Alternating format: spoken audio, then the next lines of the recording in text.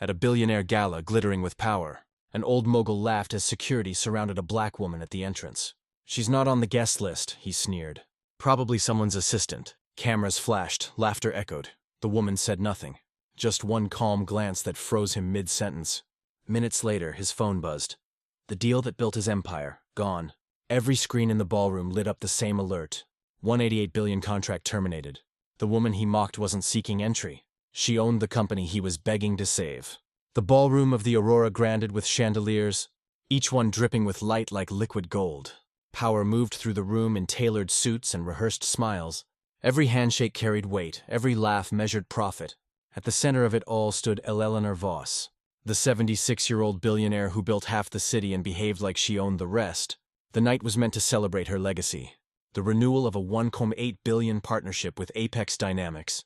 The press was there, cameras rolled. Every seat in the room waited for one signature, hers.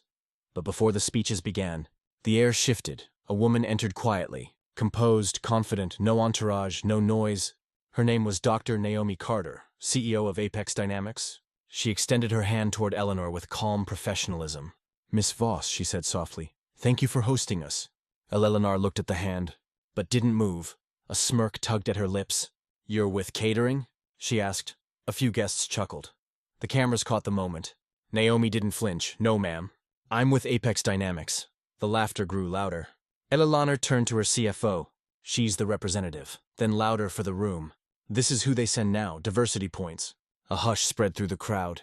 Naomi's hand was still extended. Eleanor leaned closer and said, "Clear enough for every microphone? I don't shake hands with people like you." Gasps, then silence, sharp, heavy, and stretching too long. Naomi slowly lowered her hand. The cameras didn't blink, the press didn't breathe. "Understood," Naomi said softly. "Let's begin," Eleanor laughed. The brittle kind of laugh that comes from people who believe they're untouchable. "We'll begin when I say so," she said, signaling to security. "Escort this woman to the lobby until I confirm she belongs here." Two guards stepped forward. The crowd parted. Naomi didn't resist. She simply reached into her purse, pulled out her phone, and made a single call. "Confirm execution of Clause 41, she said calmly. "Effective immediately." Then she turned off the phone and looked at Eleanor.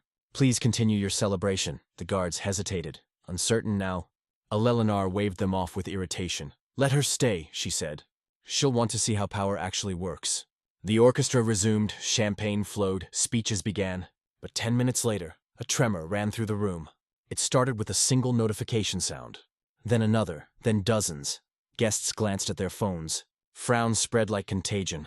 Eleanor's CFO rose from his seat. "Pale Ms. Voss," he whispered. "We've got a serious problem." "What problem?" "Apex has," he swallowed. "Apex has terminated the entire contract." Eleanor's laugh cracked. "Don't be ridiculous." He showed her the screen. The color drained from her face. The words were undeniable. Funding withdrawal notice. 1.8 billion, effective immediately. "What the hell is this?" she hissed. "Call them. Fix it." Her CFO was already dialing, hands shaking. Across the room, journalists checked their inboxes.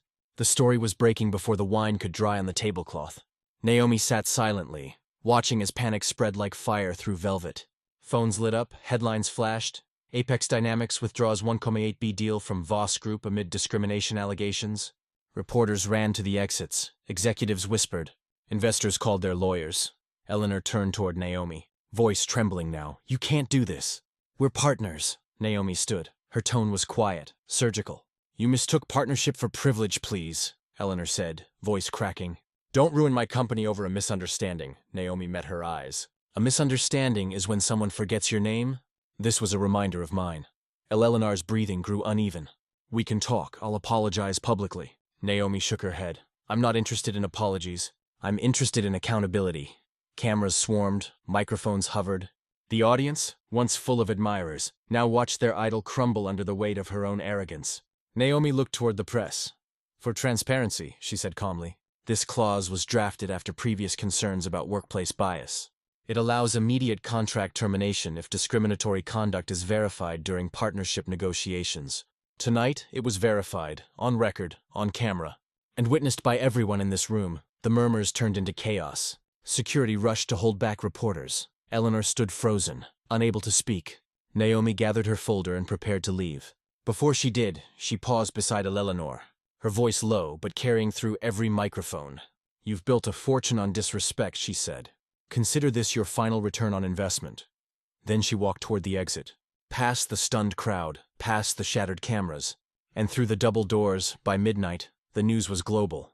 Voss Group's stock plummeted by 42%. Banks froze assets, employees fled to competitors. The empire that took 50 years to build collapsed in 6 hours. Eleanor Voss released a tearful statement the next morning. Too late, too polished, too insincere. The video clip still looped across social media. 10 seconds of silence after one line. I don't shake hands with people like you.